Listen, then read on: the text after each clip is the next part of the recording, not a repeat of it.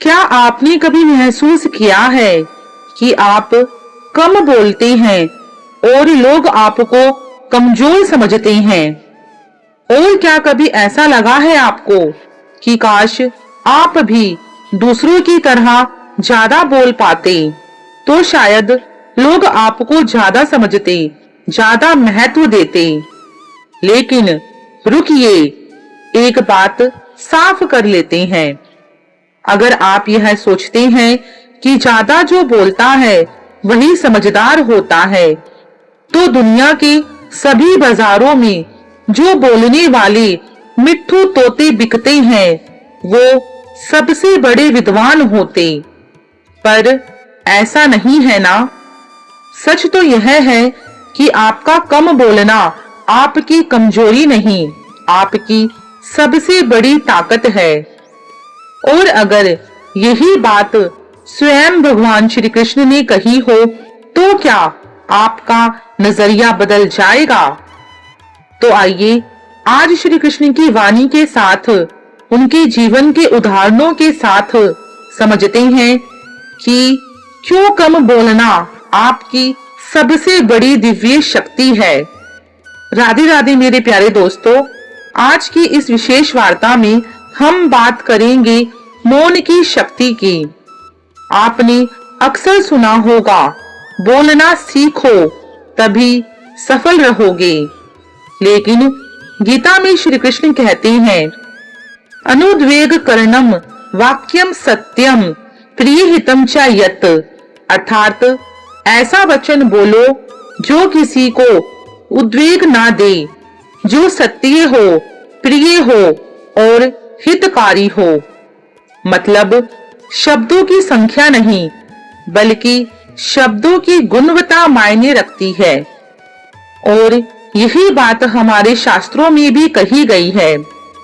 वाची विभवो मौनम समाधिहा, अर्थात वाणी में वैभव हो लेकिन मौन में समाधि।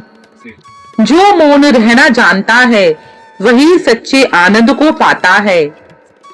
आज मैं आपको बताऊंगी कि कैसे कम बोलने वाले लोग ज्यादातर समझदार, ज्यादा सफल और ज्यादा सम्मानित होते हैं। और सबसे बढ़कर श्री कृष्ण खुद क्यों मौन रहना पसंद करते हैं। इन सब बातों को समझने के लिए हमें कुछ बातों पर गौर करना जरूरी है। पहली बात, सहज और व्यवहारिक होना। दोस्तों, थोड़ा अपने आसपास नजर डालिए। जो सबसे ज्यादा बोलते हैं, क्या वही सबसे सफल है?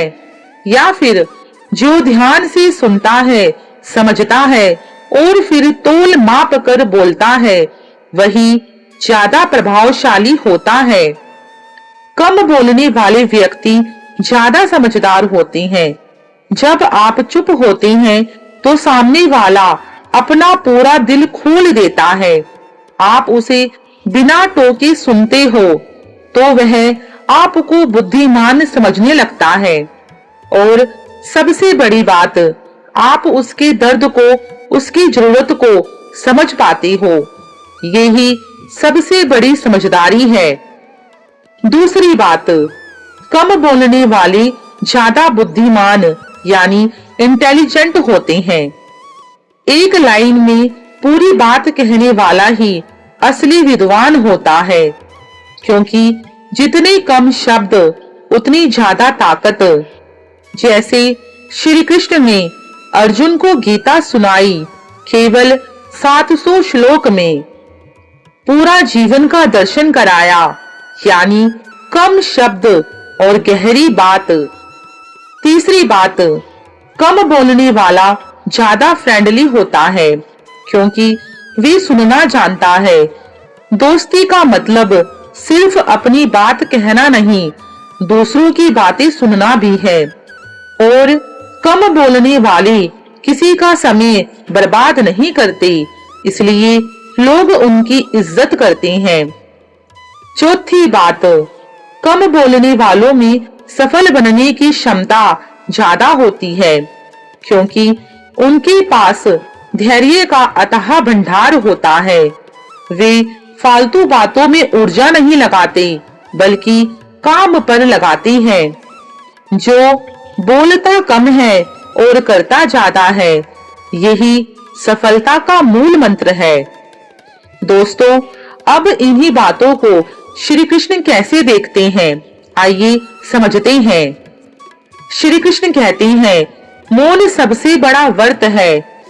जब एक बार नारद जी श्री कृष्ण के पास आए और पूछा, हे प्रभु, आप हमेशा शांत क्यों रहते हैं? श्री कृष्ण मुस्कुराए और बोले, हे नारद, जिसे सुनना नहीं आता उसका बोलना भी व्यर्थ ही होता है। अब सुनिए दोस्तों, पांचवी बात, कम बोलने वालों का सबसे महत्वपूर्ण गुण। कम बोलने वाला ज्यादा ट्रस्टेबल होता है, यानी आप उस पर ट्रस्ट कर सकते हैं, क्योंकि राज तभी सुरक्षित रहता है जब वह दिल में रहे। श्री कृष्ण ने कहा है, जैसे कछुआ अपने अंगों को खोल में छुपा लेता है, वैसे ही बुद्धिमान व्यक्ति अपनी बातों और विचारों को छुपा कर रखता है और कभी दूसरों की बातों को भी उजागर नहीं करता। छठी बात, कम बोलने वाले कभी किसी के मुंह नहीं लगते। उनकी सेल्फ रिस्पेक्ट बनी रहती है। जैसे द्रौपदी के चीरहरण के समय जब सभा में कोई नहीं बोला, तो क्या श्री कृष्ण चुप थे? नहीं, वे सही समय पर बोले, और जब बोले तो एक बात ही कही, जो मेरा है वह मेरा ही रहेगा, यानी कम शब्द और पूरा प्रभाव। सातवीं बात, कम बोलने वाले अकेले रहने से नहीं डरते। श्री कृष्ण ने गीता में कहा है, जो स्वयं से मिलन करना जानता है वह कभी अकेला नहीं होता। वे अकेलेपन को एकांत में बदल लेता है। अकेलापन उनका दुश्मन नहीं, बल्कि उनका मित्र बन जाता है। आठवीं बात, कम बोलने वाले शांत और टीम स्पिरिट वाले होते हैं। कलयुग में सबसे बड़ा संघर्ष शब्दों का ही है। एक अनचाहा शब्द पूरा रिश्ता तोड़ सकता है, लेकिन श्री कृष्ण कहते हैं, जितना कम तू बोलेगा उतना कम तेरा वाद विवाद होगा, उतनी ही तेरी शांति बढ़ेगी। दोस्तों, अब एक सुंदर कथा सुनो। जब रुक्मणी जी श्री कृष्ण से विवाह करना चाहती थी, तो उन्होंने शोर नहीं मचाया, ना किसी से शिकायत की, ना किसी से लड़ाई की, बस एक पत्र लिखा, और वह भी चुपके से।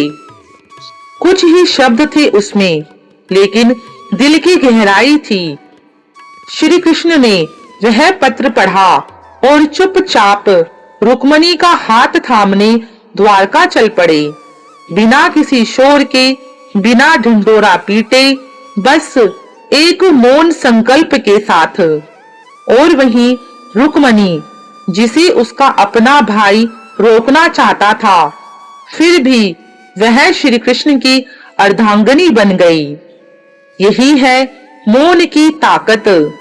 जहां शब्द हार जाते हैं, वहां मौन जीत जाता है। अब दोस्तों, एक बार प्रकृति को देखो। पर्वत चुप रहता है, फिर भी उसकी सच्चाई सबको दिखती है कि वह कितना विशाल है। पेड़ चुप रहता है, फिर भी फल फूल देता है। समुंदर चुप रहता है, फिर भी उसकी गहराई अथाह है। और यही सच है, समुंदर हमेशा गहरा होता है, लेकिन शोर नहीं करता।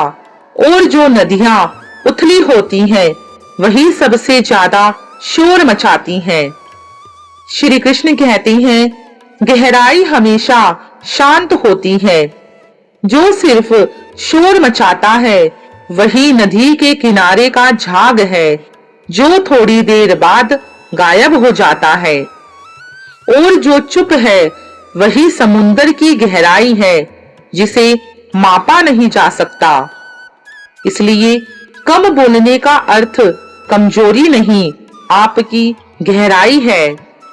चलिए दोस्तों, अब मैं आपको एक छोटा सा किस्सा सुनाती हूँ।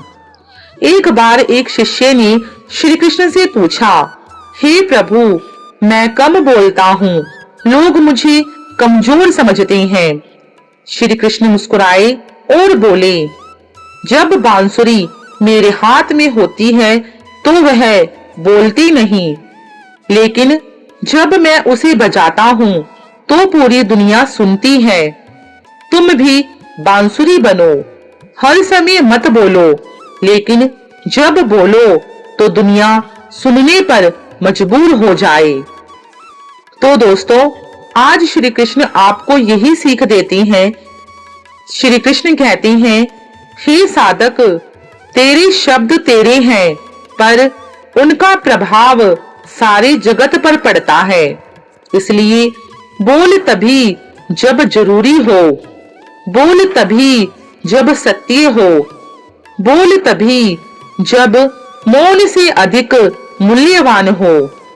तेरे कर्म बोले, तेरी हरकतें बोले, तेरी मुस्कान बोले, तेरे शब्द नहीं, तेरी शांति तेरा परिचय बने। और याद रखो, वाची विभुवो मौनम समाधिहा, वाणी में वैभव हो लेकिन मौन में समाधि हो। मौन को कमजोरी मत समझो, यह आत्मा की सबसे बड़ी शक्ति है। तो मेरे प्यारे दोस्तों, अगर आप भी कम बोलते हो तो समझ लीजिए यह आपकी कमजोरी नहीं, बल्कि आपकी एक खास विशेषता है। अगर आज के बाद आपको कोई कहे कि तुम कम बोलते हो तो मुस्कुराकर कहना, मैं कम बोलता हूँ क्योंकि मैं गहराई से जीता हूँ। और अपने अनुभव हमें कमेंट में जरूर बताइएगा। क्या आपको लगता है कि कम बोलना सफलता दिलाता है? इस वीडियो को लाइक जरूर करना, शेयर करना और चैनल को सब्सक्राइब करना बिल्कुल मत भूलना। आज के लिए बस इतना ही। मिलते हैं आपसे अगली वीडियो में। तब तक अपना और अपनों का ख्याल रखिए। और हाँ, शब्दों से ज्यादा अपनी हरकतों से बोलिए, तब देखिएगा दुनिया खुद आपकी तरफ झुक जाएगी। जय श्री राधे कृष्णा। सभी को राधे राधे।